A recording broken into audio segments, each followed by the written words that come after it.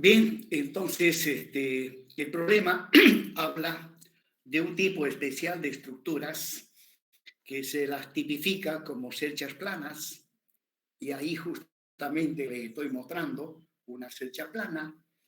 La característica principal de este tipo de estructuras es que sus distintos miembros o las distintas barras que la constituyen se hallan conectadas por medio de articulaciones. Se hallan conectadas por medio de articulaciones. Y si las cargas actúan directamente sobre los nudos de la cerca, entonces, bajo esas condiciones, las barras trabajan como bielas. Trabajan como bielas. ¿Qué significa eso? Que las barras han de trabajar a esfuerzos normales, que pueden ser de signo positivo o de signo negativo, o sea, tracción o compresión, ¿no? En una cercha plana, con las características que acabo de mencionar, eh, en las distintas barras no aparecen esfuerzos de corte y no aparecen momentos torsores, y peor aún, momentos flectores y torsores. El único esfuerzo interno que aparece en cada una de las barras es el esfuerzo normal, que, como dije, puede ser de tracción o de compresión. Bueno, se supone que la cercha plana tiene que ser isostática, ya que el método de los trabajos virtuales en principio se aplica a las estructuras isostáticas. Entonces, a esta cercha le tenemos que dar sus correspondientes apoyos. Ahí está el nudo A, el nudo B, el nudo C. Estoy identificando los nudos de una manera totalmente literal. Y en el nudo A estoy ubicando un apoyo de segundo género, o sea, un apoyo articulado fijo.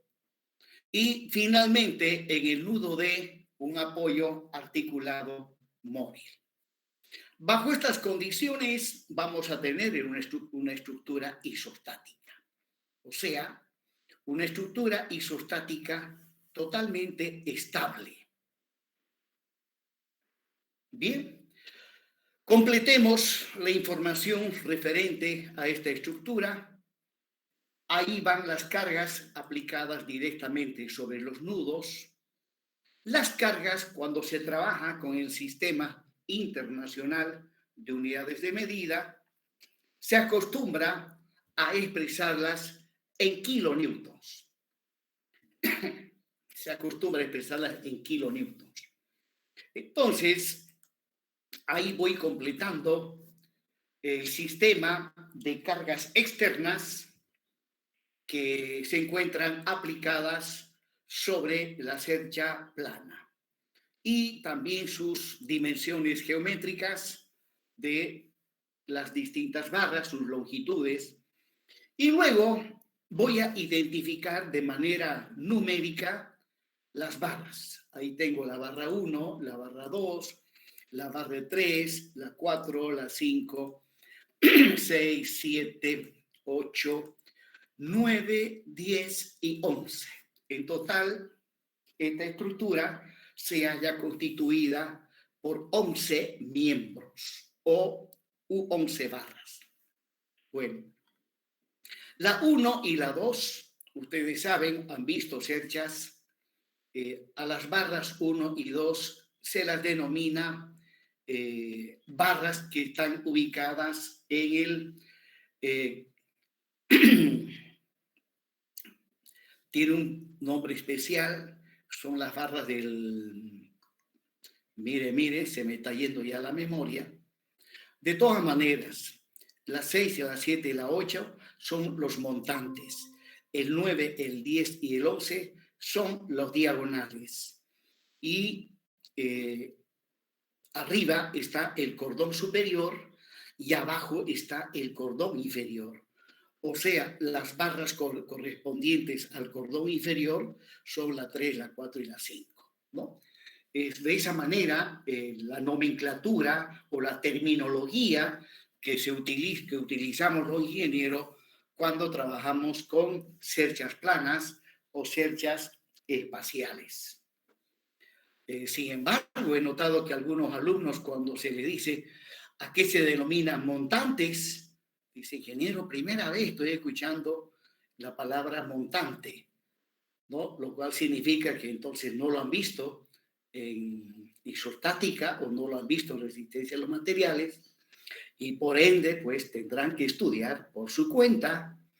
Y ya les dije, un buen estudiante tiene que controlar a su docente y no es que tiene que estar detrás de él, no, ahí está el programa analítico.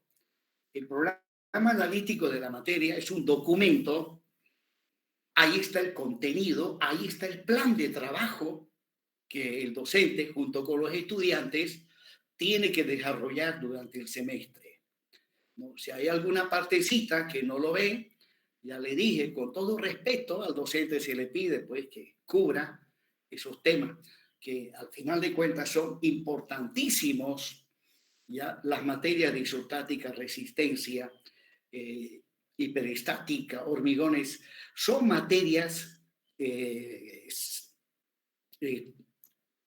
troncales. Cuando se dice troncales, son temas que el ingeniero civil tiene que dominar al 100% para que como profesional él se pueda desempeñar sin ningún problema, ¿no?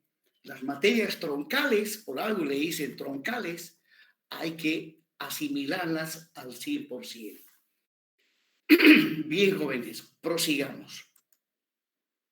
Bueno, vamos a asumir por simplicidad que todas las barras tienen la misma sección transversal. El ancho es sección rectangular. La base, vamos a suponer que tiene una magnitud de 2 pulgadas y la altura H 4 pulgadas.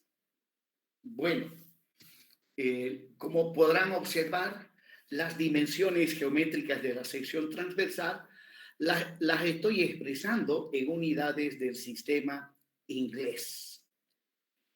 Es que por más que trabajemos con el sistema internacional, cuando hablamos de madera, la madera tradicionalmente se maneja en unidades del sistema inglés, ¿no?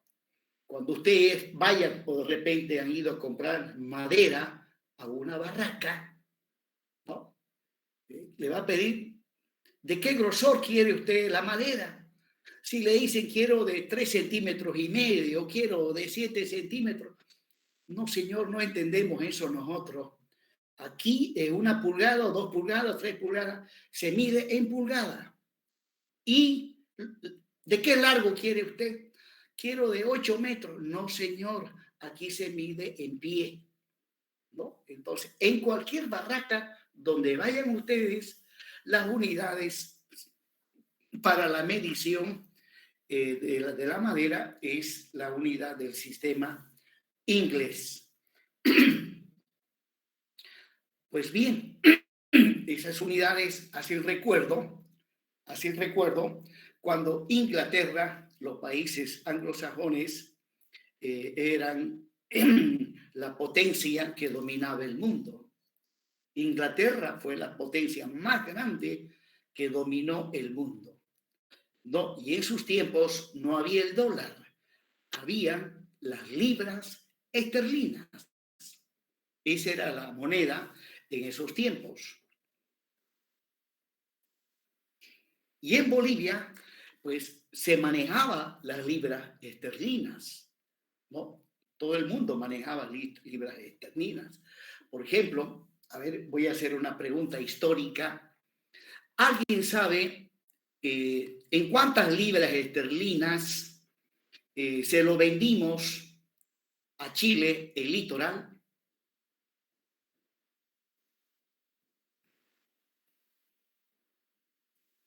Nada, ingeniero. Ya, miren, deberían saber. deberían saber historia del país donde ustedes viven.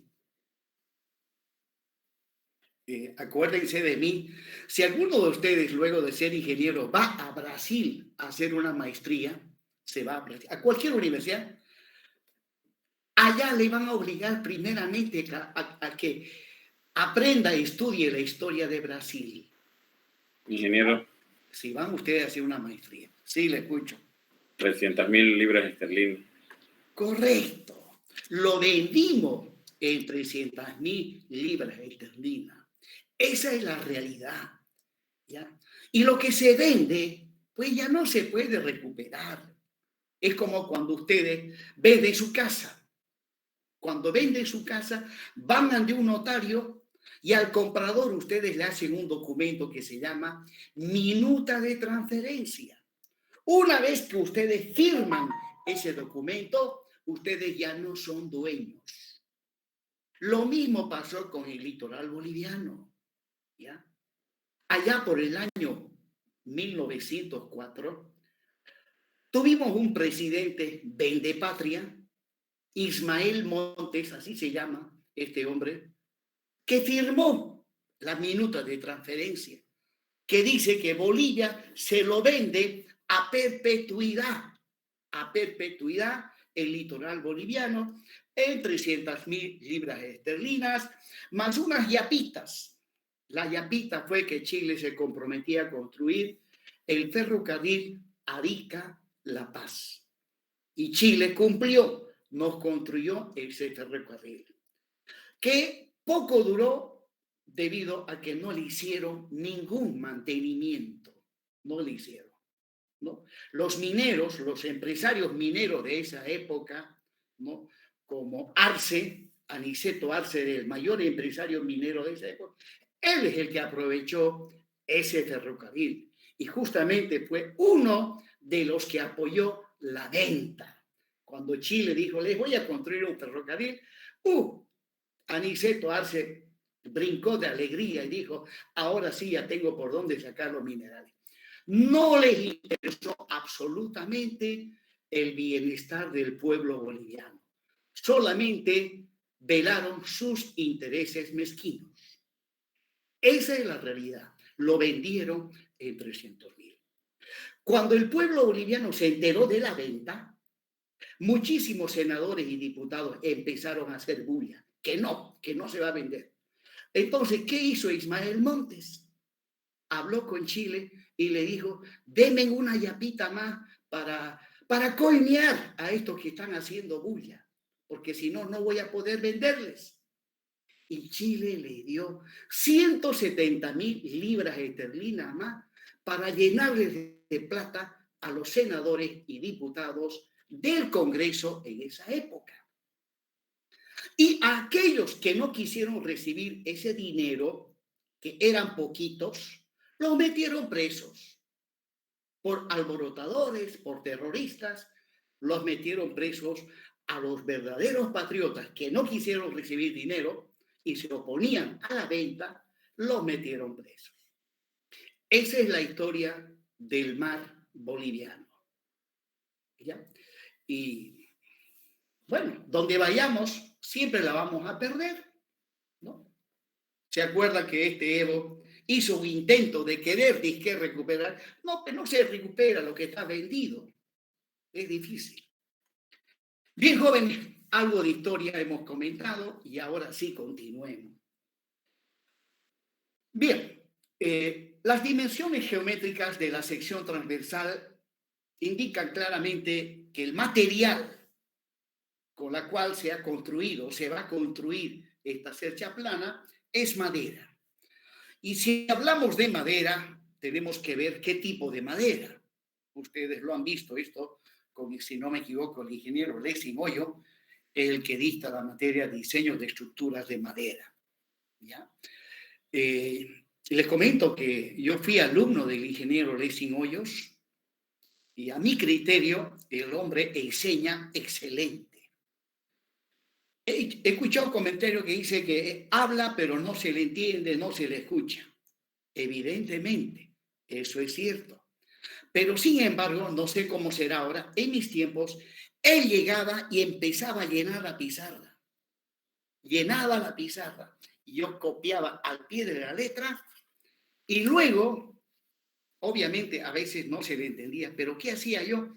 Eso que había escrito en la pizarra, terminaba la clase y me ponía a estudiar, a describir qué significaba. Y ahí me di cuenta que era bastante entendible lo que él ponía en la pizarra. Bueno, jóvenes, continuemos. Entonces, voy a suponer que el tipo de madera corresponde al grupo A, que es una madera dura, como el tajibo, el almendrillo, el curpaú, en nuestro medio. Esas son maderas durísimas. A esas maderas, así por así, no les ataca el turiru. El turiru quiere comer tajibo, se le rompen los dientes y huye. Bueno, y pues bien, para este tipo de madera, el módulo de elasticidad es esto, la información que en este momento les voy a mostrar, lo he extraído justamente del libro que ha escrito el ingeniero Lessing Hoyos. Ese libro está a disposición de cualquier persona. Entren a internet, pónganle ingeniero Lessing Hoyos y automáticamente les va a salir para que ustedes puedan bajar sin pagar ningún quinto el libro del ingeniero Lessing Hoyos, que es un libro de bastante mérito porque tiene información técnica fidedigna sobre los diferentes tipos de madera y sus correspondientes resistencias admisibles. Entonces, ahí está el módulo de elasticidad de la madera para la estructura que vamos a analizar. Ahí está el valor de la tensión admisible a compresión de la madera, o sea, grupo A, en este caso la madera tajibo, 14,5 megapascales, o lo que es lo mismo, un momentico, aquí hay un... Y ahí tengo la resistencia, la tensión admisible de la madera a tracción simple. En este caso, tanto a tracción como a compresión, esa madera tiene la misma resistencia. Bueno, nosotros vamos a trabajar en kilonewtons, por lo tanto, 9.500 megapascales equivale, aumentándole 3 ceritos, equivale a kilopascal, que es lo mismo que kilonewton sobre metro cuadrado. Lo mismo, 14,5 megapascales, recorriendo la coma 3 cifras a la derecha, equivale a 14.500 kilopascales, o lo que es lo mismo, kilonewton sobre metro cuadrado. Y finalmente, este otro también, recorriendo la coma 3 cifras para adelante, lo que era mega se convierte en kilonewton sobre metro cuadrado, o kilopascal, ¿no? El pascal es una unidad de presión que es igual a 1 newton sobre metro cuadrado. Proseguimos. Bien, inmediatamente ya tenemos que ir describiendo, si vamos a aplicar el método de los trabajos virtuales, pues esa es la estructura con la carga real, la que en la anterior diapositiva les he estado describiendo. Ahora necesito plantearme también la estructura con la carga virtual, pero recordemos qué pide este problema. Volviendo para atrás, dice... Para la celda plana que se muestra en la siguiente figura, determinar el desplazamiento angular absoluto de la barra EF. Aquí está la barra EF. En el cordón inferior, la barra 4 es la barra EF. Y pide hallar para esta barra el desplazamiento angular absoluto. Bueno, y de repente alguien me puede decir, ¿qué es? ¿A qué llamamos desplazamiento angular absoluto?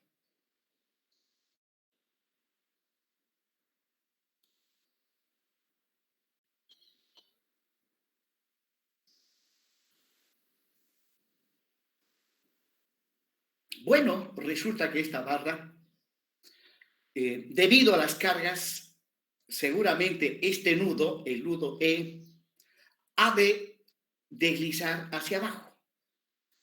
El nudo F también ha de sufrir un desplazamiento lineal hacia abajo. Pero seguramente el nudo F ha de tener un mayor desplazamiento comparado con el nudo E. Por lo tanto, al final, la barra EF ha de quedar en posición inclinada. Ha de quedar en posición inclinada. Pues bien, el ángulo de inclinación de esta barra, ¿no? Al final va a quedar inclinada. Al ángulo de inclinación de la barra se le denomina desplazamiento angular absoluto.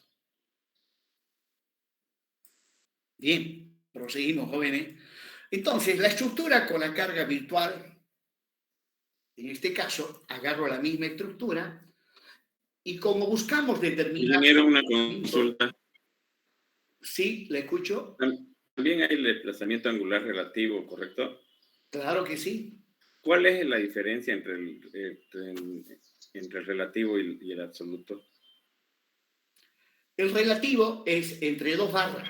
El absoluto se refiere a una sola barra. Cuando digo relativo, significa que tengo que comparar y calcular, tengo que calcular para dos barras sus correspondientes desplazamientos angulares absolutos y ver la diferencia que hay entre ambos. A esa diferencia se le llama desplazamiento angular relativo. Eso ya lo explicamos en una clase anterior, cuando estuvimos viendo los diferentes tipos de cargas. ¿Ya? De todas maneras, como ya lo dije en una oportunidad, la manera como yo expongo la materia de Ciclo 4 es idéntico a cómo expone esta materia el ingeniero José Carlos Usequín.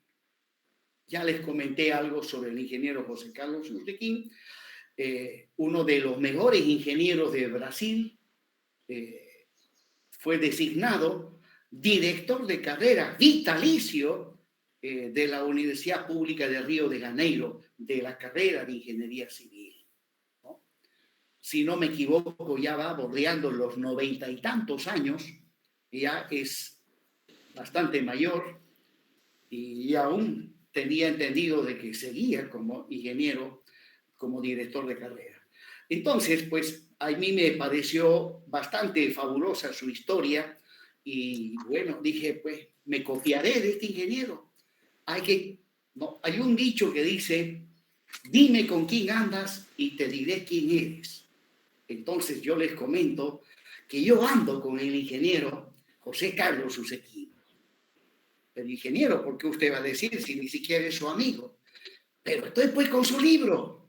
Y al estar con su libro, pues llego a ser amigo de él, ¿no? Entonces, dime con quién andas, te diré quién eres. Yo ando con el ingeniero José Carlos Usequín y de ese libro he extraído todo lo que estoy exponiendo. Claro que también he puesto mi aporte, por cuanto el libro no expone de manera virtual, ¿no? Le he hecho algunos arreglitos también para que sea más explícito el tema que estamos exponiendo.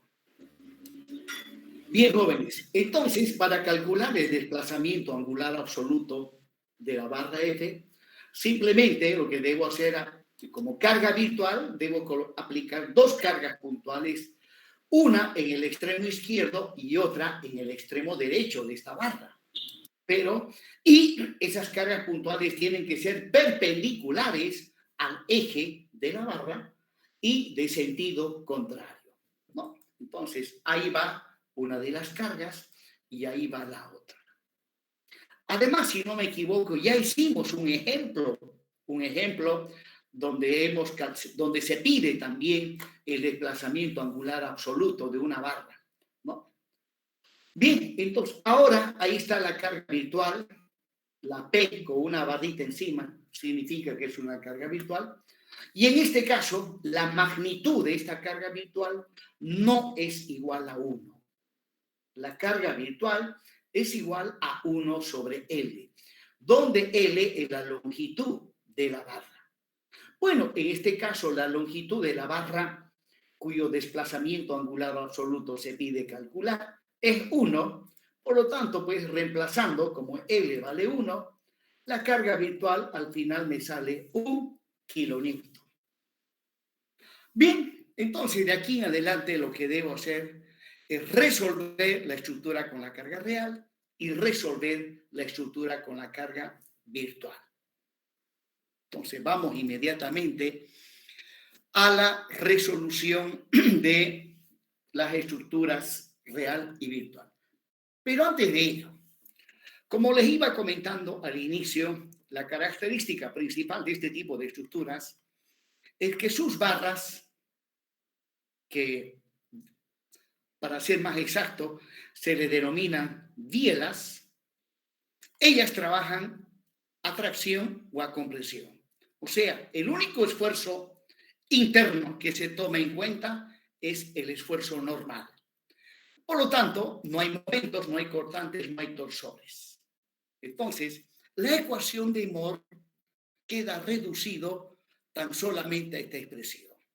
Obviamente, también no estoy tomando en cuenta temperatura, asentamiento de los apoyos, ni apoyos elásticos. Entonces, de la ecuación de Mohr, tendría que aplicar solamente la expresión que ustedes están viendo en la pantalla. Ahora, en razón a que el esfuerzo normal que aparece en cada barra, en celchas planas y en celchas espaciales, es constante a lo largo de todo el eje longitudinal de la barra, entonces podemos hacer algunos arreglos a esta integral. De todas maneras, esta integral se tiene que descomponer en n integrales, una integral para cada barra, ¿no? Y justamente eso es lo que he hecho a continuación. La integral para la primera barra, la segunda, la tercera, hasta la enésima barra. Y, como dije hace un momento, el esfuerzo normal en cada barra, de extremo a extremo, a lo largo de su eje longitudinal, es constante, no es variable.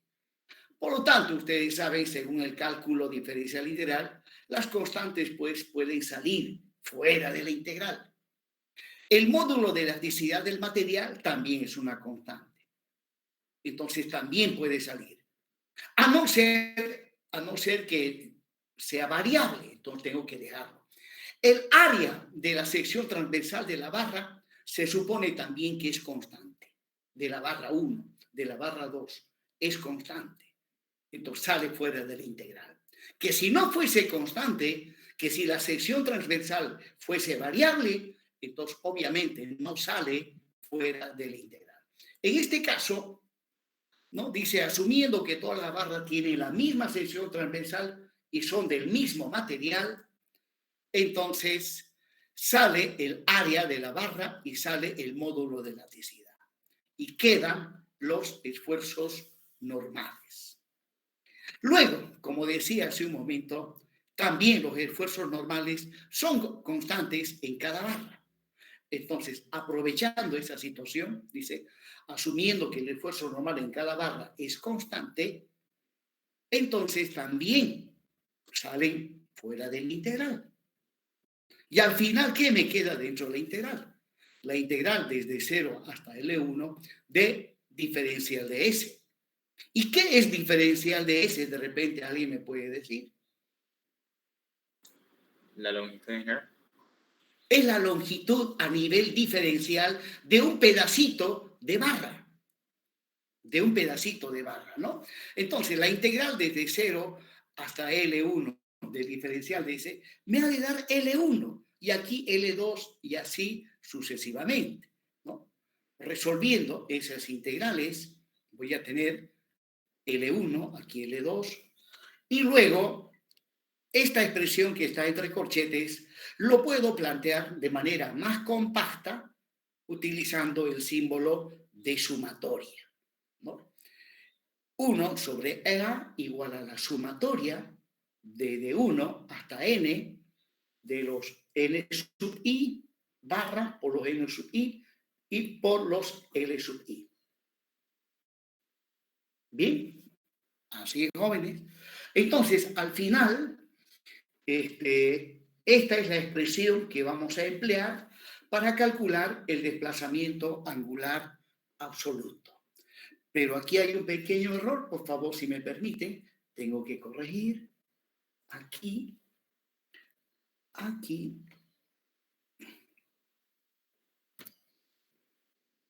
ok, desde i igual a 1 hasta n.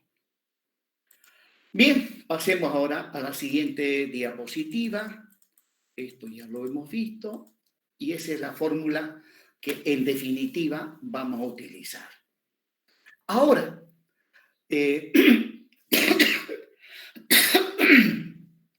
si las barras tuviesen diferentes secciones transversales, entonces la letra A no tendría que haber salido fuera de la sumatoria.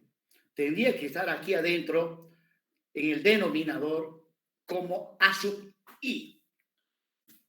Y, de igual manera, si una barra está hecho de madera tajibo, la otra de almendrillo, la otra de culpaú, o sea, cada barra de diferente, bueno, todo madera, pero de diferente tipología, entonces también el módulo de elasticidad tendría que estar dentro de la sumatoria como E sub I.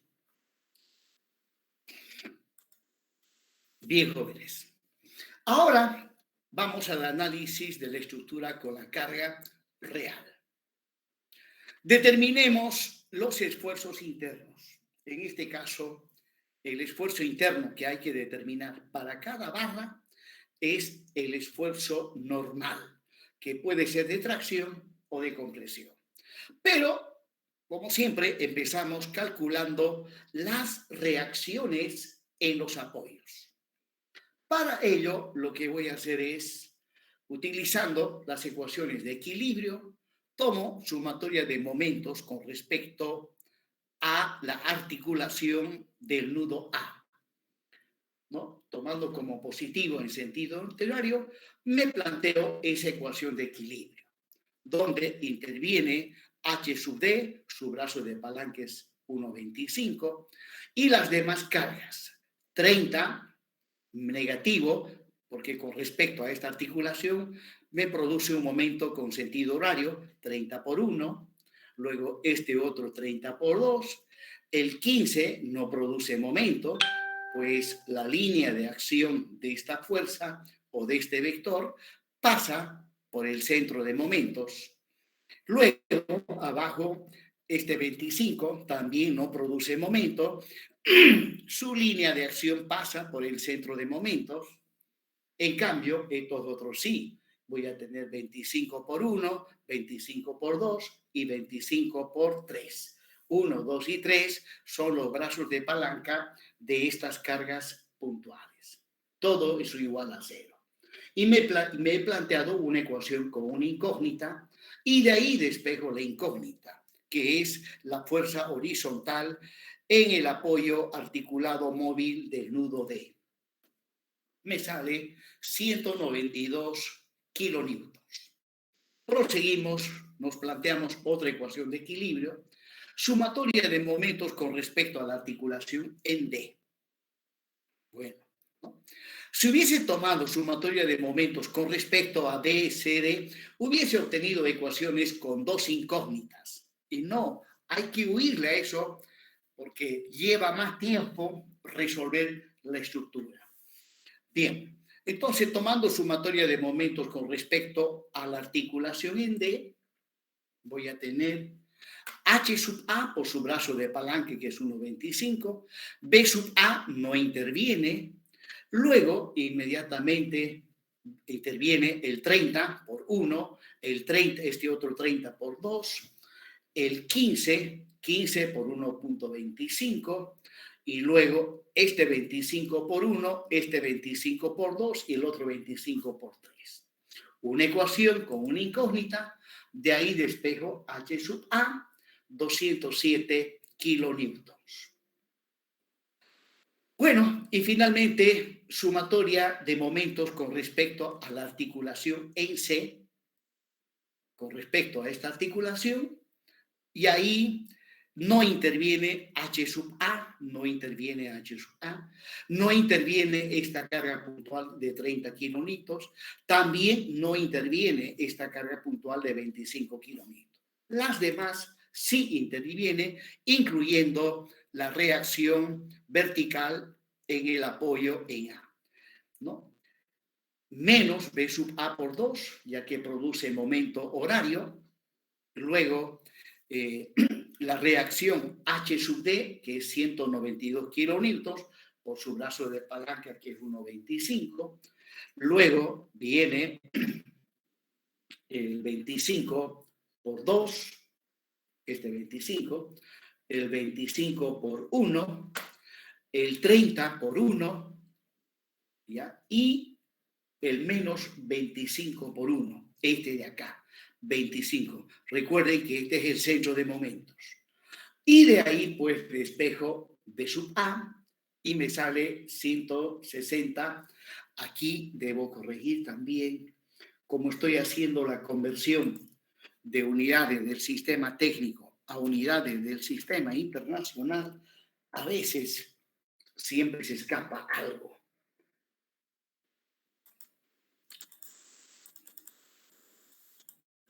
Bien, entonces con esto he concluido el cálculo de las reacciones en los apoyos. Y bueno, recuerden que tanto las reacciones que acabamos de calcular como las demás cargas que se observan en esta figura son cargas externas. Son cargas externas. Bien, por si acaso hacemos una verificación con la ecuación de equilibrio que dice que sumatoria de fuerzas en Y tiene que ser igual a 0. Entonces acá B sub A menos 30, menos este otro 30, menos 25, menos 25, menos 25, tiene que ser igual a 0. B sub A vale 160 kilonewtons. Menos 30, este de acá, menos este otro 30, y menos 25 multiplicado por 4, porque aquí tengo 1, 2, 3, 4. Haciendo cálculos, cumple. Verifica que 0 es igual a 0. Bueno, y luego continuamos. Y bueno, finalmente también nos planteamos una última ecuación de equilibrio, ya que para verificar si esto está bien, ¿no? Entonces tenemos H sub D menos H sub A más 15 tiene que ser igual a 0, ¿no? H sub D lo hemos calculado, 192 kilonewtons. H sub A también ha sido calculado, vale 207 newtons. Reemplazando, también en este caso verifica. Bien, ahora para la estructura con la carga real, ya conocido las reacciones en los apoyos, pasamos inmediatamente a calcular los esfuerzos internos en cada una de las barras. Bien, voy a aplicar el método denominado método de los nudos. Este método consiste en analizar el equilibrio estático de cada uno de los nudos que componen a esta estructura. Desde luego, tenemos que empezar agarrando aquel nudo al que convergen, aquel nudo donde solamente exista máximo 2 incógnitas. Porque si agarro un nudo que presenta 3 incógnitas, no voy a llegar a nada. Como por ejemplo el nudo B. Observen que al nudo B convergen la barra 1, la barra 2, la barra 9, la barra 7, la barra 10. Y como yo estoy queriendo calcular el esfuerzo normal en cada una de estas barras, entonces el normal de la barra 1, de la barra 2, 9, 7 y 10 son incógnitas. Entonces acá el nudo B no lo voy a agarrar porque presenta 5 incógnitas. Entonces debo agarrar un nudo al que le lleguen solamente 2 barras. En este caso podría ser el nudo A. Puede ser también este no, este no, este no. También puede ser el nudo G. Podría agarrar el nudo G. Bueno, en este caso, aplicando, como les dije, el método de los nudos, agarro el nudo A. Entonces, agarramos ese nudito y luego vemos qué fuerzas le llegan a ese nudo. Bueno, podemos ver que las fuerzas que le llegan son, por un lado, del lado izquierdo, le llega una fuerza de 207 kilonewtons. Aquí también, por favor, se me fue. Voy a corregir. Esto es kilonewton. Aquí también. Esto es kilonewton.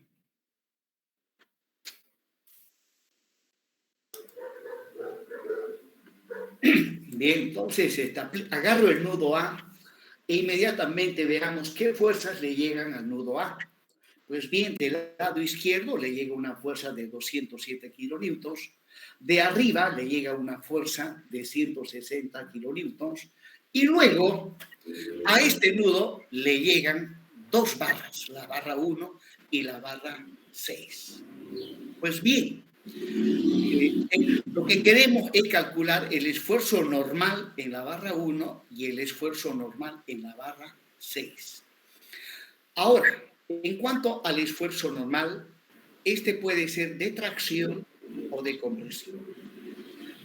O sea, si es tracción, tiene signo positivo. Si es compresión, tiene signo negativo. Como no sabemos exactamente si el normal es positivo o negativo, asumimos que es positivo, o sea, que es tracción. Entonces, asumiendo eso, la barra 1 le ha de ser llegar al nudo A esa fuerza traccionante. Y la barra 6 le ha de ser llegar al nudo A esa fuerza traccionante, ¿no? Estoy asumiendo que las incógnitas son positivas.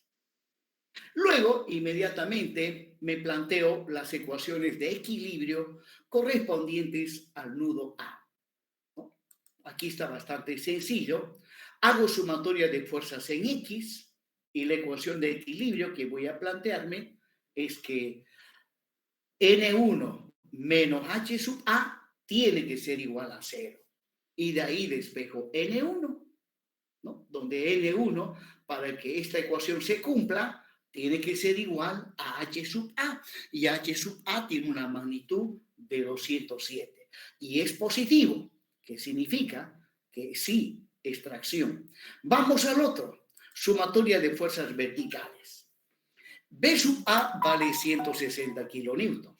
Por lo tanto, la ecuación de equilibrio, en este caso, es B sub A menos N sub 6 tiene que ser igual a 0, pero rápidamente nos podemos dar cuenta que para que esto esté en equilibrio, N sub 6 tiene que ser igual a B sub A y es 160 kilonewtons. Bueno, aquí estuvo bastante sencillo. Vamos ahora al siguiente nudo. Como ya tengo el normal en la barra 1 y el normal en la barra 6, puedo pasar inmediatamente al nudo D, ¿no? Ya que al nudo D le llegan 3 barras. Pero de la barra 6 ya tengo su normal. Por lo tanto, las incógnitas serían el normal en la barra 9 y el normal en la barra 3. Pues bien, hagamos eso. Agarro el nudo D, lo aíslo y veamos qué fuerza le llegan. Del lado izquierdo le llega una fuerza de 192 toneladas. Bueno, De abajo le llega una fuerza, pero antes de ello, disculpen, la barra 6 está acá, 160 kilonewtons, y salió tracción. Por lo tanto, la barra 6 al nudo D le hace llegar una fuerza traccionante de 160 kilonewtons.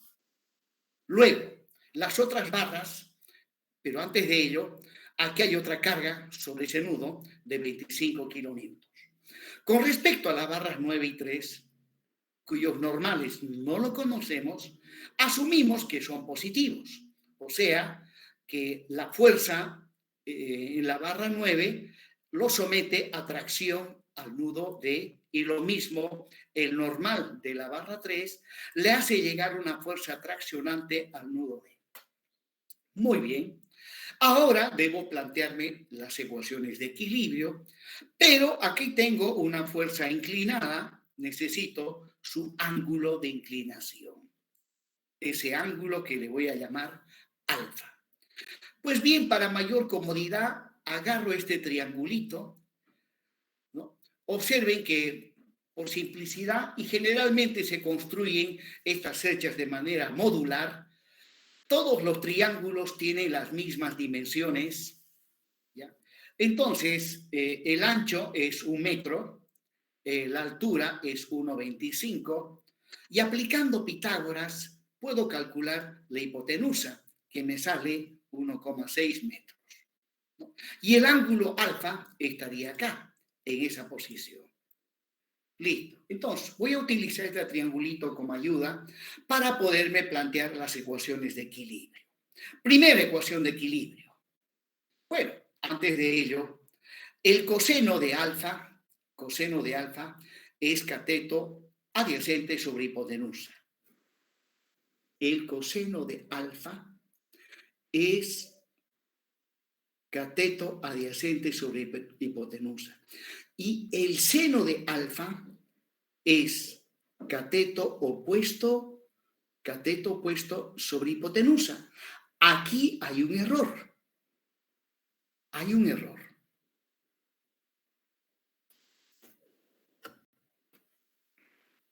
Bien, voy a ver dónde está el error. 1,25, bueno, 1,25 dividido 1,6 me sale 0,3812. Eso está bien. Y 1 dividido 1,6, está bien todo. Está bien. Listo. Ahora sí me voy a plantear la primera ecuación de equilibrio.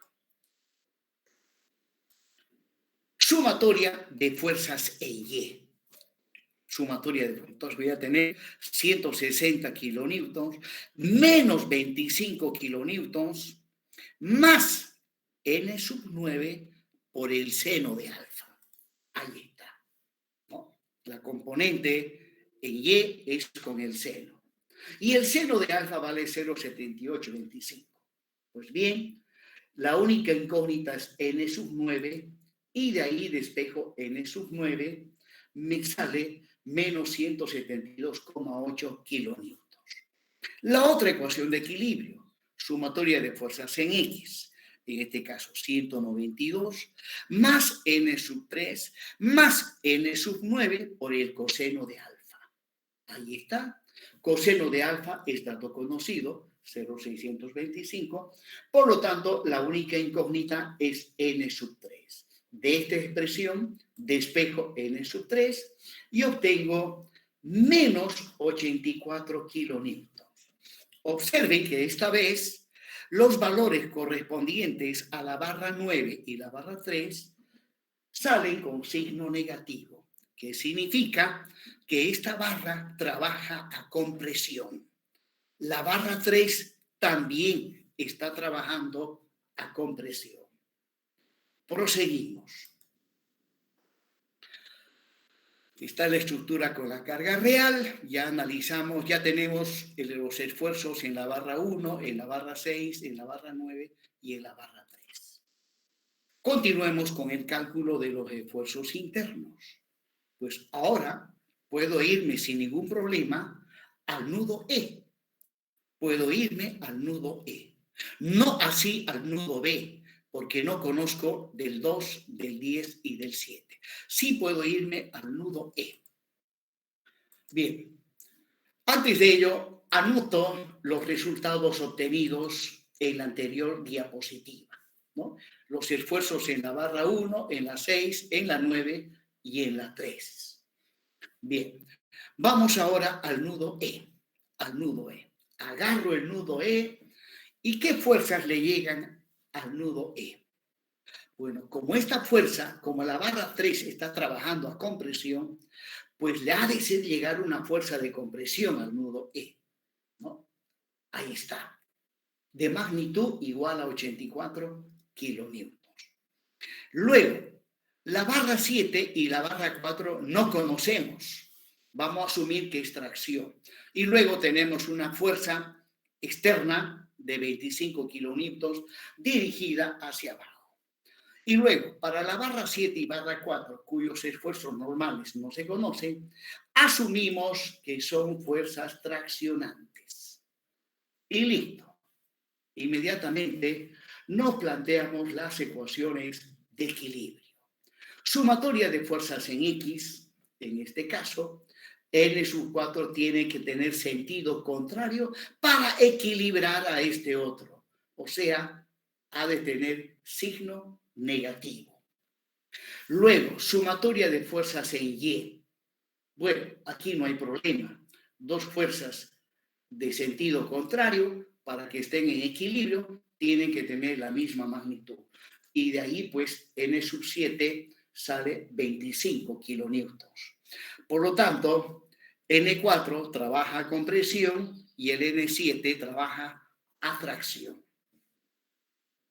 Vamos inmediatamente al nudo G. El nudo G está aquí, al extremo derecho de la estructura. Aíslo ese nudo y veamos qué fuerzas le llegan a este nudo. Bueno, le llega esta carga externa de 25 kilonewtons. Y hacia este nudo convergen las barras 11 y 5, cuyos esfuerzos normales no se conocen. Entonces, asumimos tracción, ¿no? La barra 5 le hace llegar fuerzas de tracción, la barra 11 también le hace llegar una fuerza de tracción. Y ahí hay un ángulo que no es otra cosa que el ángulo alfa. Y donde sabemos que el coseno de alfa es 0,625 y el seno de alfa 0,78125.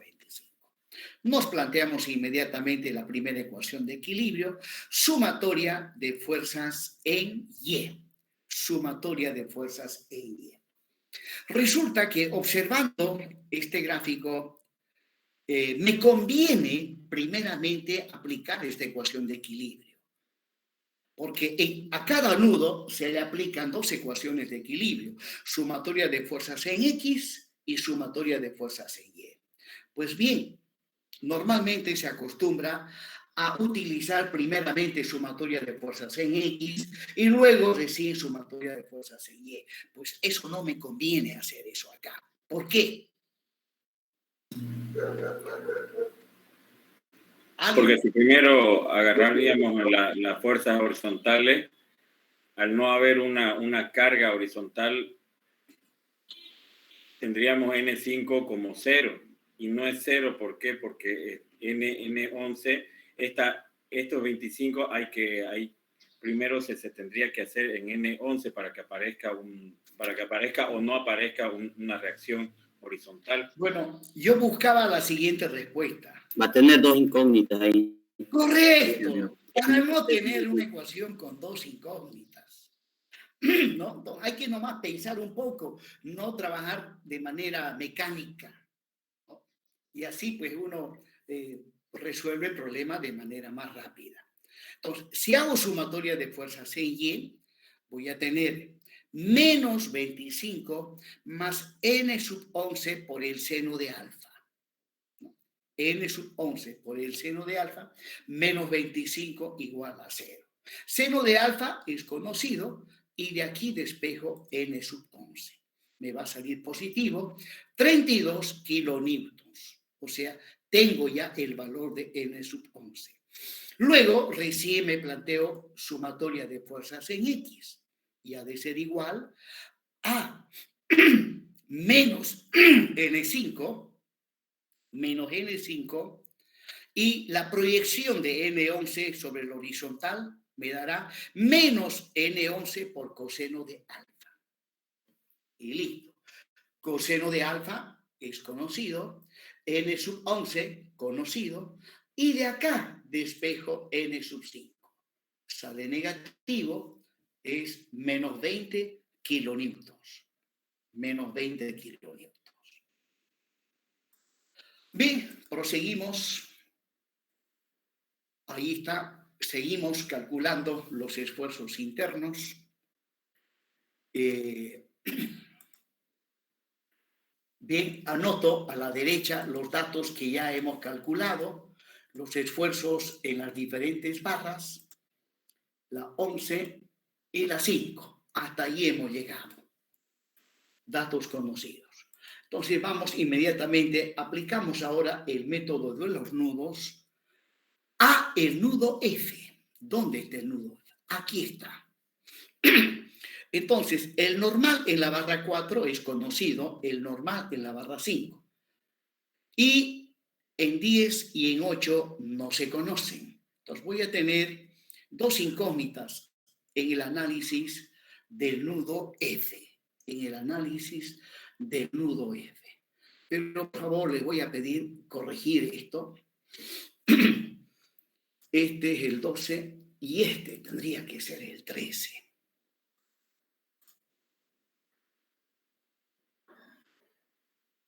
Agarro esto y me lo llevo a la posición 13. Listo. Ahora sí.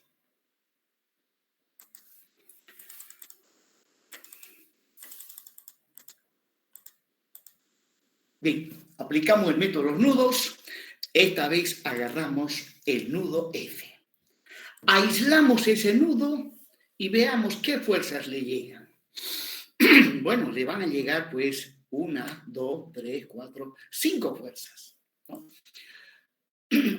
Como la barra 4 trabaja a compresión, aquí está, el signo negativo significa compresión, entonces esta barra le ha de ser llegar al nudo una fuerza de compresión.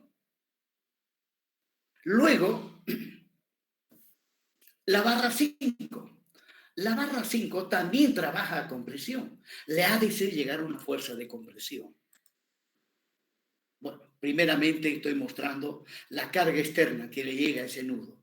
Y ahí está la fuerza de compresión que le hace llegar la barra 5, porque esa barra 5 está trabajando a compresión.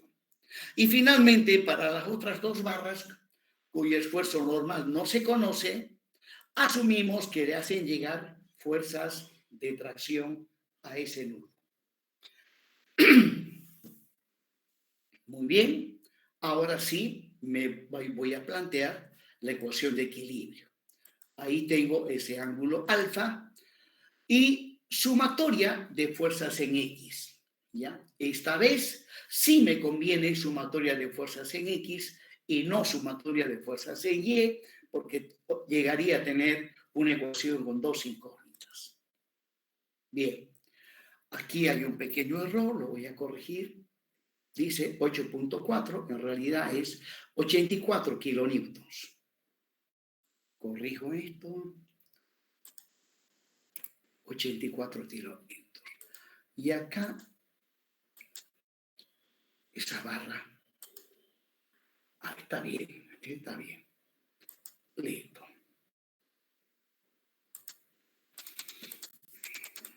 Estamos analizando el nudo F. Allí están las fuerzas que le llegan al nudo F y la primera ecuación de equilibrio. Sumatoria de fuerzas en X, 84 positivo, menos, aquí también, miren, esto es 20, esto es 20, 20,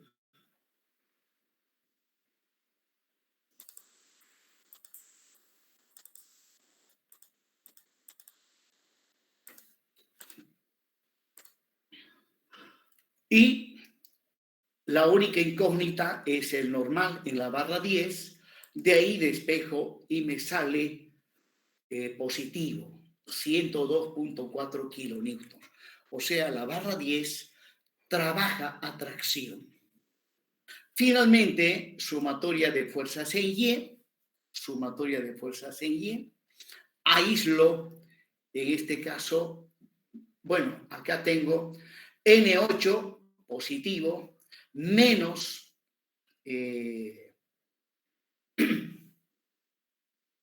25 y más N10 por el seno de alfa. Ahí está, N8 positivo y N10, cuya magnitud conocemos, es 102.4, por el seno de alfa menos 25 igual a 0. De ahí despejo N8 y me sale negativo. La barra 8 trabaja a compresión. Bueno, si no me equivoco, con todo esto ya tenemos los esfuerzos normales en todas las barras. Sí, en toda la barra. Y bueno, pues hagamos una verificación por si acaso. Conviene siempre verificar. Y esta vez lo vamos a verificar analizando el nudo C. Este nudo, ¿no? ¿Conocemos N2? No. La barra 2 falta. Sí, falta la barra 2. Entonces, para conocer el esfuerzo normal en la barra 2, agarro el nudo C. Aislamos el nudo C y veamos qué fuerzas le llegan. Ahí está la carga externa y le llegan 3 barras. La barra 11 trabaja a tracción, miren, 32 kilonewtons positivo. La barra 8, negativo, compresión. Entonces vamos, ahí está, la barra 11, tracción, la barra 8, compresión, y para la barra 2, que es incógnita, asumimos que es tracción. Y no es más, nos planteamos la ecuación de equilibrio, ¿no? Ahí está ese angulito alfa, tenemos el coseno y el seno de ese ángulo, sumatoria de fuerzas en X, menos N2, más 15 kilonewtons, más 32 por el coseno de alfa, ¿no? 32 por el coseno de alfa no es otra cosa que la componente en X de la fuerza cuya magnitud es 32 kilonewtons. Y de acá despejo N sub 2. Sale positivo 35 kilonewtons. O sea, N2 trabaja a tracción. Y con esto sí hemos concluido el análisis de los esfuerzos internos. Pero podemos verificar, ¿ya? Podemos verificar planteándonos para este mismo nudo la otra ecuación de equilibrio, sumatoria de fuerzas en Y. Planteándonos esa ecuación de equilibrio, sumatoria de fuerzas en Y, menos 30, más 55 y menos 32 por el seno de alfa. Reemplazando valores, resulta que sale 0 igual a 0. Con eso hemos verificado que estamos bien con los valores obtenidos. Bien, entonces ahí estoy adicionando los valores que hemos determinado en esta diapositiva. Bien, ahora nos toca analizar la estructura con la carga virtual.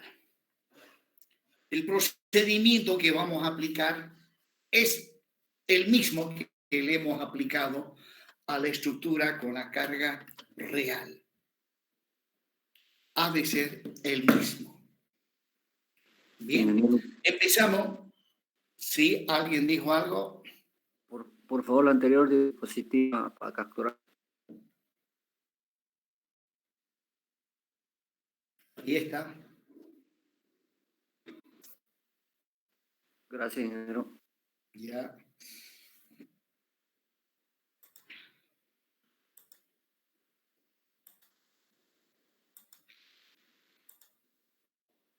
Bien, vamos primeramente al cálculo de las reacciones en los apoyos. Tomo sumatoria de momentos en A y voy a tener H sub D por su brazo de palanca, 1,25, y luego las otras cargas que son cargas virtuales de magnitud igual a 1, menos 1 por 1 y más 1 por 2. De ahí despejo H sub D, 0,8 kilonewtons. Sale positivo.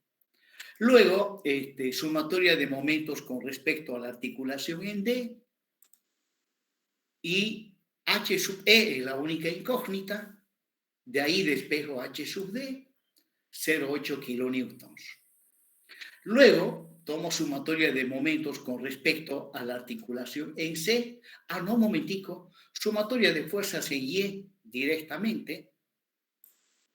Y V sub A menos V sub D, menos 1 más 1 igual a 0.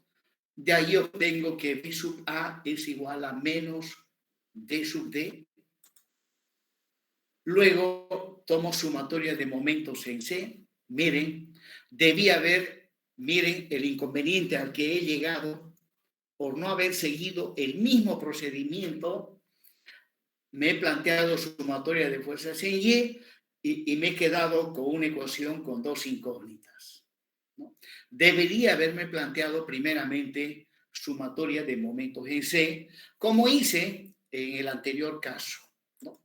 Entonces, haciendo sumatoria de momentos en C, obtengo una ecuación con una sola incógnita, que es B sub A. Aquí. Ingeniero, hay un error ahí. Hay Esto está es móvil Sí, esta carga está de más. Vamos a corregir. El BD está de más, ¿no ves? Sí. Porque ahí solamente hay una reacción al ser un apoyo móvil. Sí, eso es. Entonces, pues...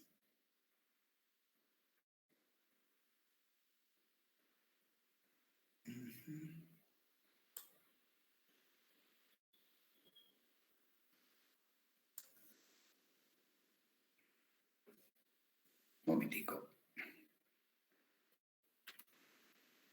Estoy borrando por demás.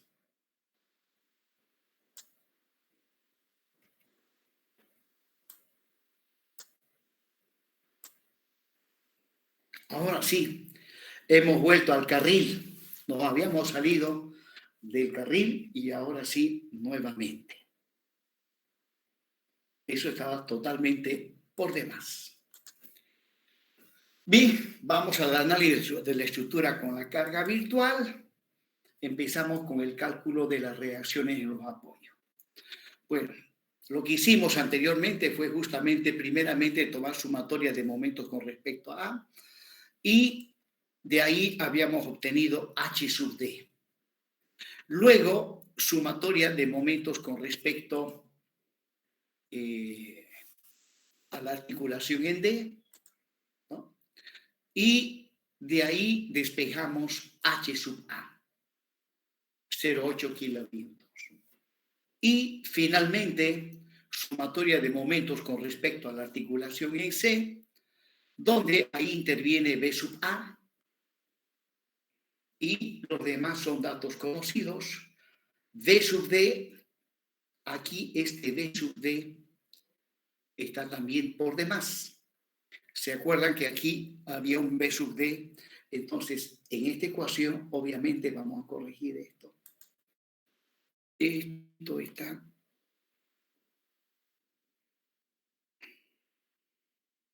Eso es.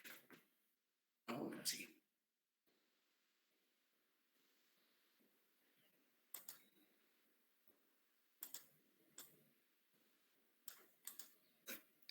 Bien, hagamos operaciones con la máquina de calcular cuánto nos da el vertical en A. Me da 0, ingeniero. Correcto, da 0. Bien, da 0. Bien, ahora sí ya lo he corregido como corresponde. Da 0 porque las dos fuerzas que le hemos puesto son... Se anulan mutuamente. Sí, es un par de fuerzas. Correcto. Bien. Entonces, pues, estos dos se anulan. B, sumatoria de momentos con respecto a la articulación en C, menos B sub A, 1 más 1 es 2, menos 0,8 es el valor de H sub D negativo por 1,25, que es su brazo de palanca. Y luego 1 por su brazo de palanca, que es 1, y produce momento positivo. Bien, haciendo operaciones, aquí nos sale que B sub A es igual a 0. Tiene que ser 0 porque hablando de cargas verticales externas, esta con esta se anulan mutuamente, tienen la misma magnitud, tienen sentidos contrarios. Entonces, B sub A obviamente tiene que ser igual a 0. Y finalmente, hacemos la verificación.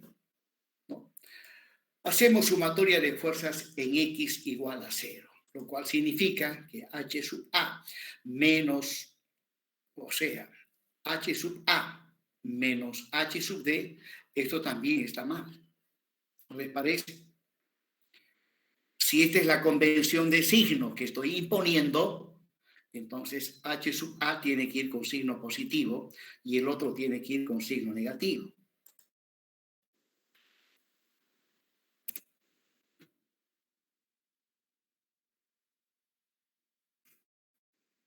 ¿Listo? Aquí. ¿Cuánto vale H sub A? 0,8 kilonewtons. H sub D, 0,8 kilonewtons. 0,8 menos 0,8 cumple 0 igual a 0. Con esto hemos calculado las reacciones en los apoyos.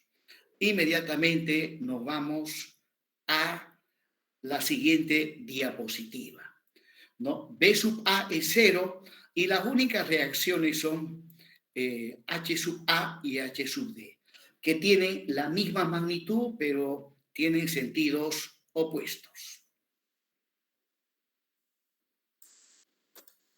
Bien, ahí está la estructura con la carga virtual, con las reacciones calculadas anteriormente. Pasamos inmediatamente al cálculo de los esfuerzos internos y aquí voy a seguir el mismo procedimiento. Agarro primeramente el nudo A.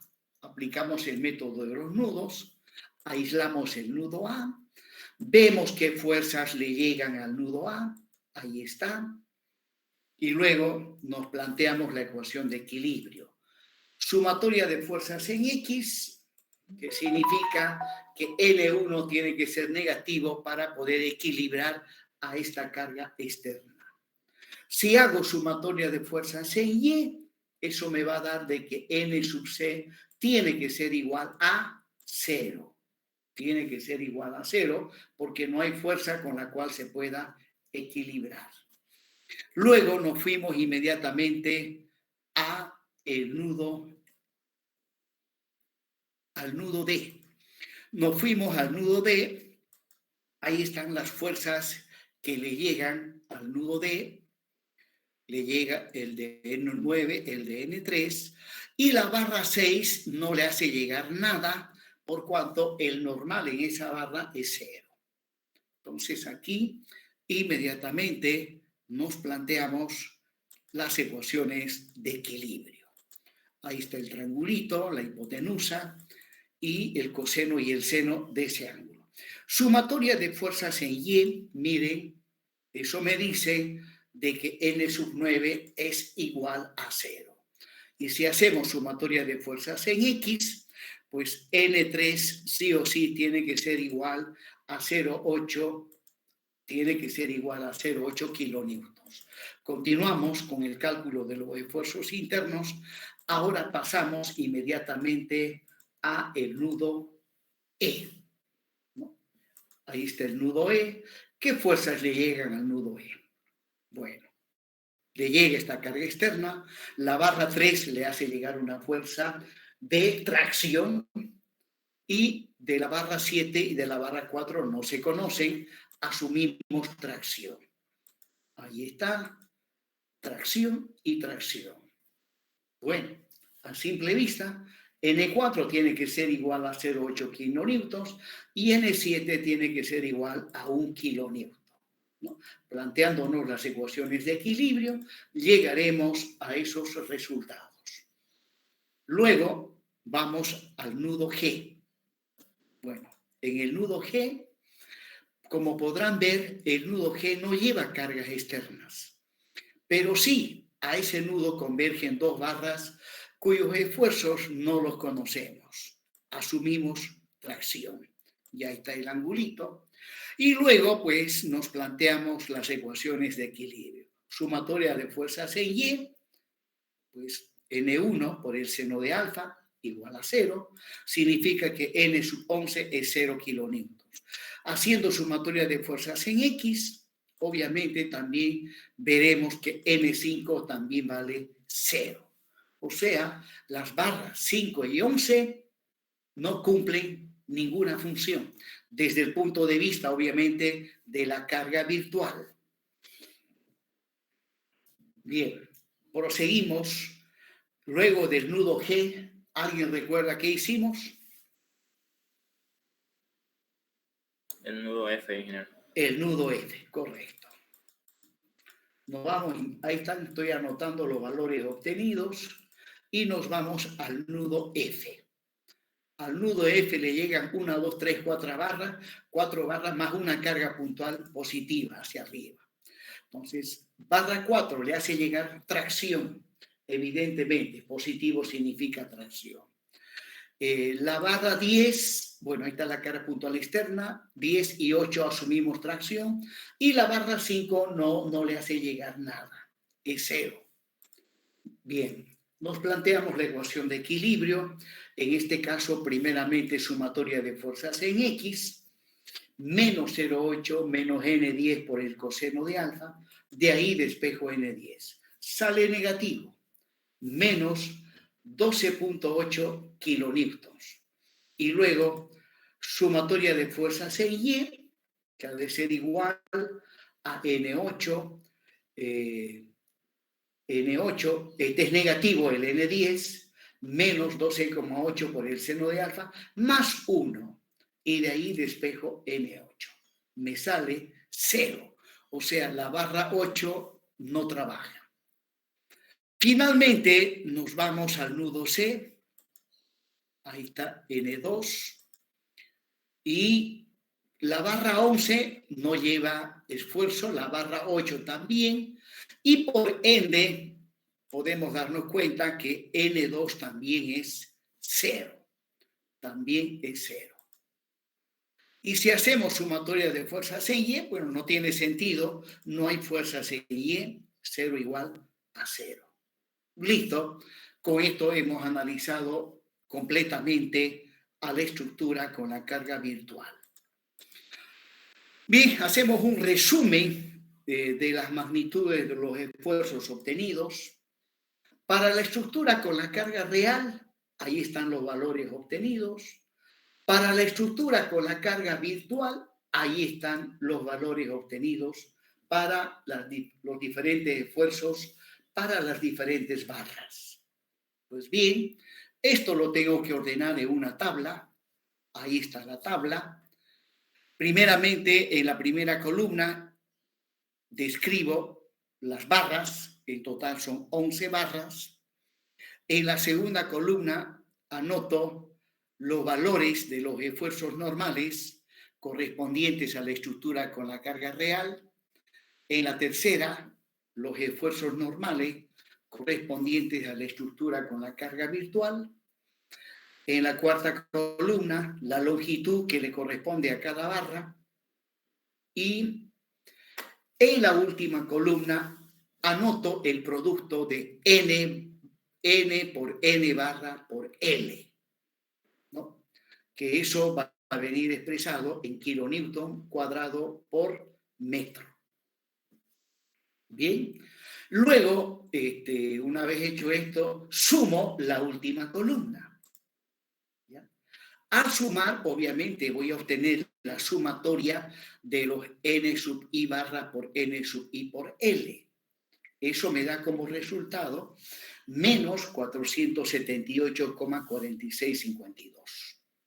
Desde luego, kilonewton al cuadrado por metro. Muy bien. Ahora aplicamos la ecuación de Moore que habíamos determinado casi al inicio, ¿no? Dijimos que esta era la forma que íbamos a utilizar y como verán ya tengo el valor de esta sumatoria, ¿no? Ya tengo el valor de esta sumatoria y lo que tengo que hacer ahora es calcular el producto del módulo de elasticidad por el área de la sección transversal.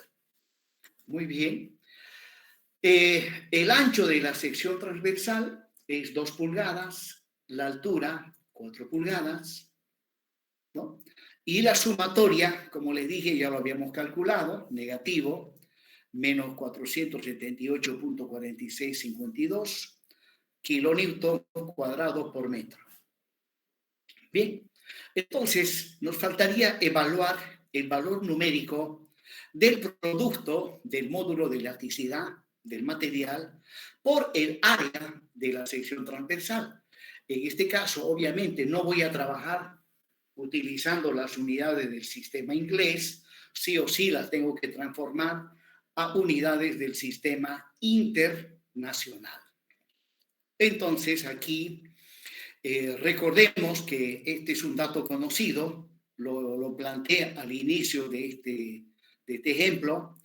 El módulo de elasticidad en kilonewton sobre metro cuadrado para la madera Tajibo es de 9.500.000 kilonewton metro cuadrado. Luego, en cuanto a las dimensiones de la sección transversal, recordemos que esto es madera.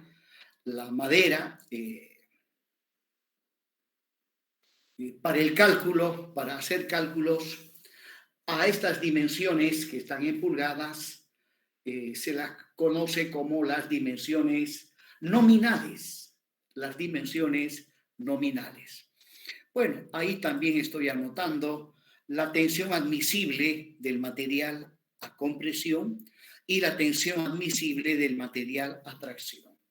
Bueno, las dimensiones nominales son 2 pulgadas y 4 pulgadas.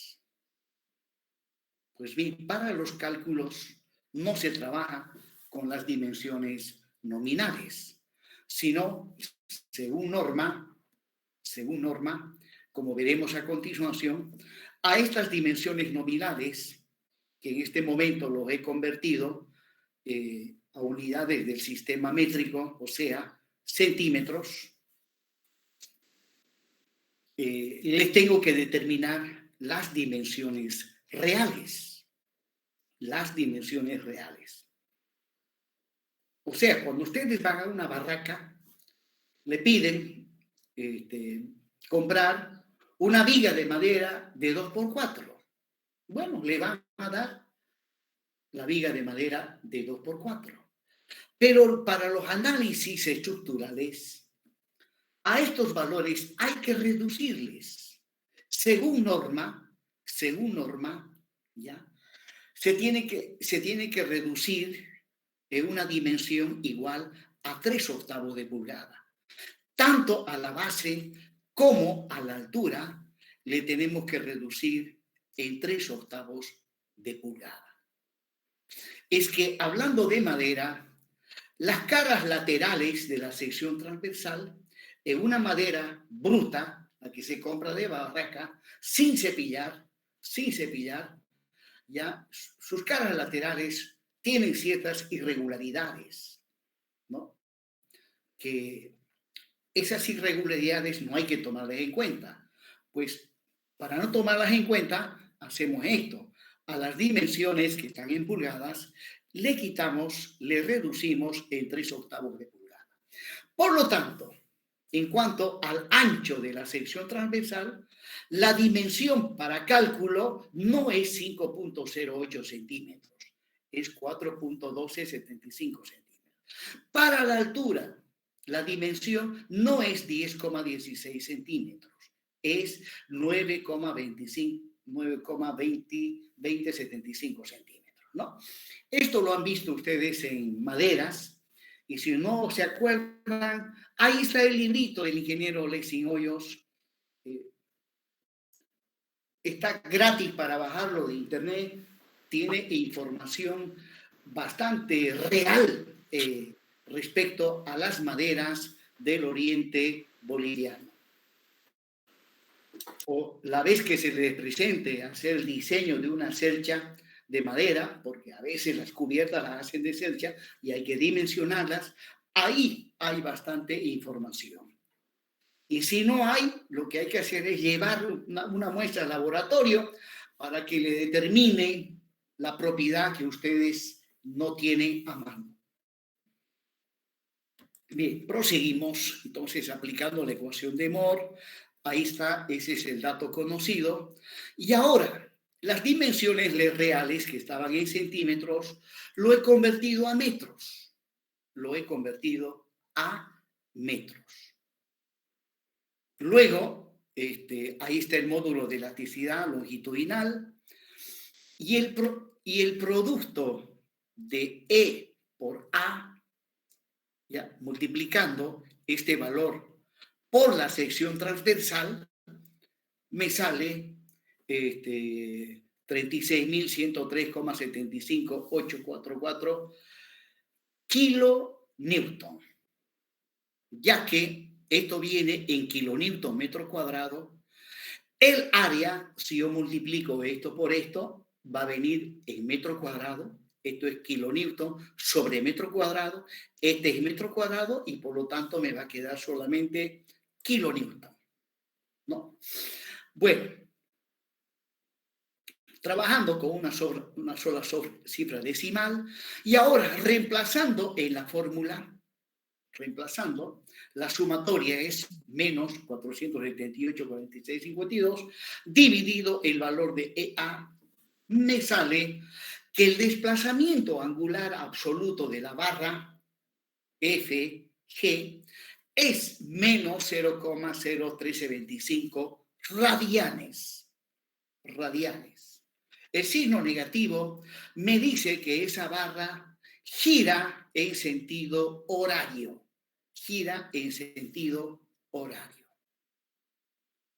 Y bueno, con esto hemos concluido el análisis de la cercha plana, aplicando el método de los trabajos virtuales.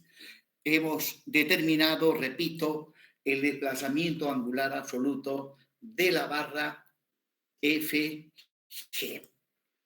Bueno, y ahí están los esfuerzos normales correspondientes a la estructura con la carga real. Podemos ver que la máxima carga de tracción le corresponde a la barra 1, 207 kilonewtons. Y la máxima fuerza normal de compresión le corresponde a la barra 9, menos 178,2 kilonewtons. Entonces, la pregunta es, ¿será que las barras con las dimensiones que le hemos dado han de poder soportar las cargas que lleva la estructura con la carga real? Bueno, tengo como datos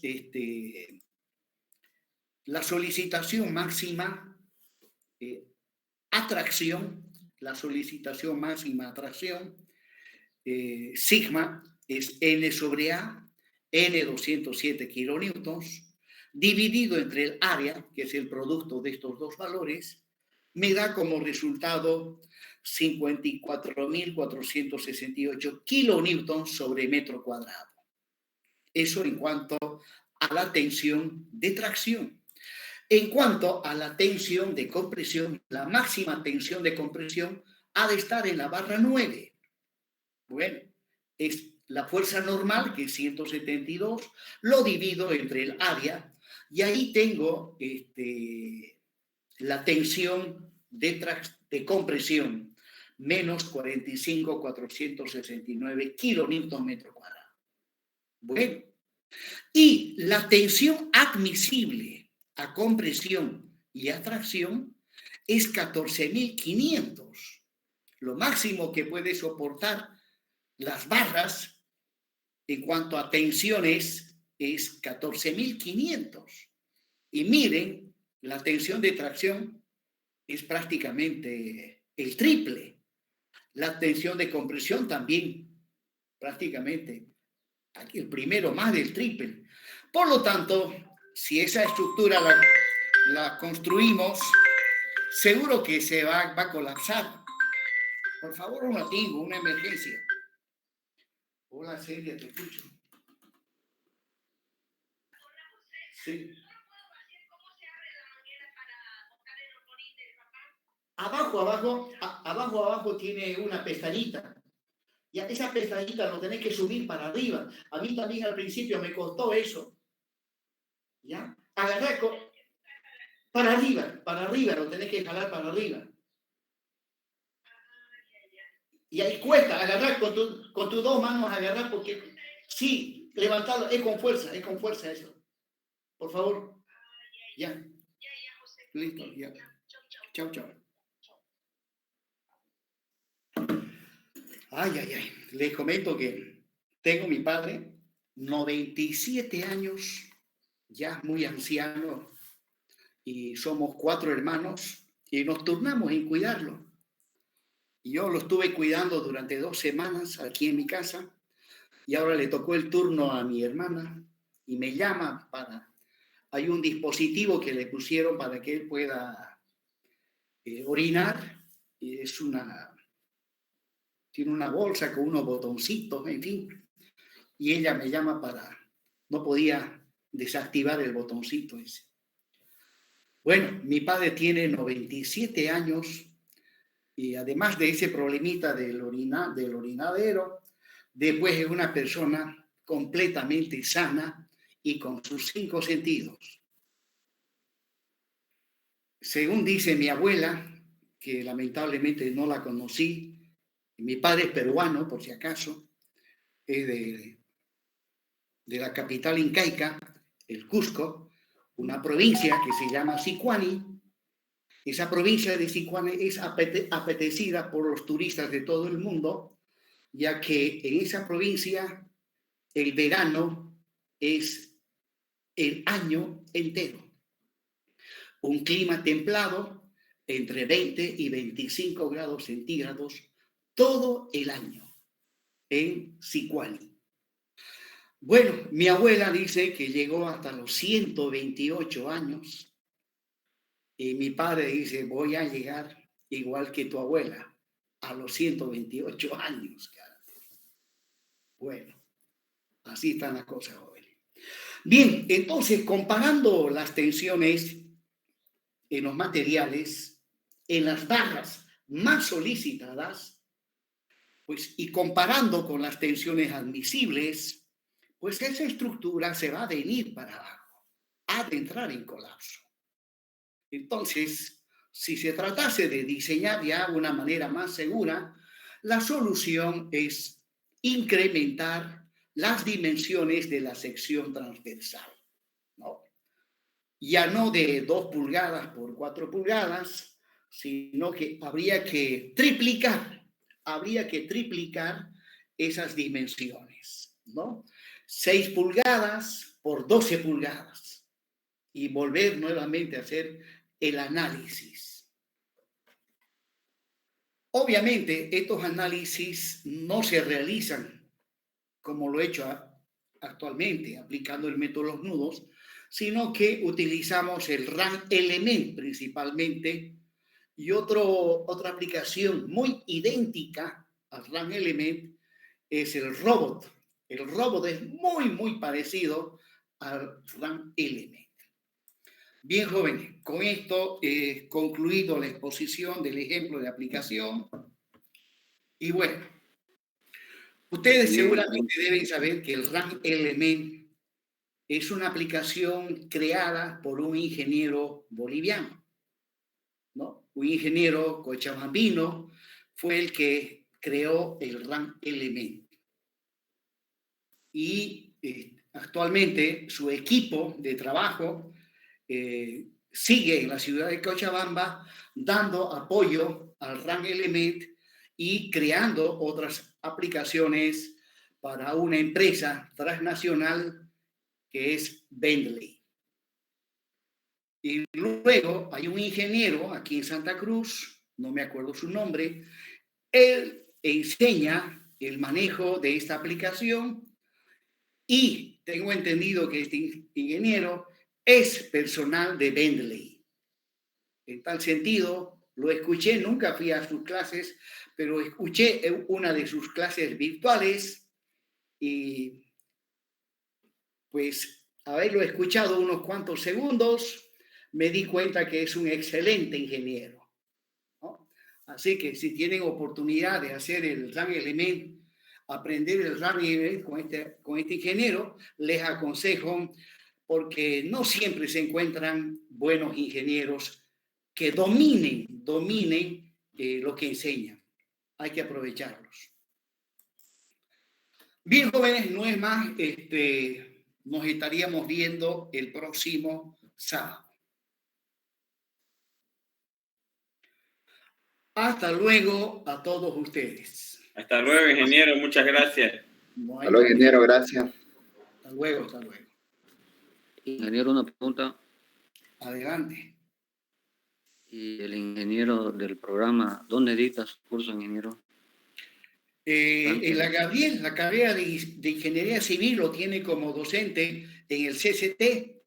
Ya es nomás ir a averiguar allá al CCT qué programación tienen, cuándo va a dictar clases ese ingeniero, porque va dictando clases periódicamente. Ya varias veces ha dictado ese curso. ¿Cómo es su nombre del ingeniero? Les dije que no me acuerdo. No me Alberto acuerdo. Durán, ingeniero. Es Ya está el nombre. el que era ayudante Mario del ingeniero Solís. Ya, carácter, bien. Yo lo puedo mandar su número si es que quieren por el grupo. Sí, sería bueno. Sí, Bueno. él ahorita está dando un curso, pero de forma internacional. Yo creo que me dijo que después de eso va a dar un curso de básico intermedio para aquí, para el CCT. Muy bien. Listo, jóvenes. Entonces, ahí tienen el dato y aprovechen. Gracias, ingeniero. Listo. Gracias, compañero.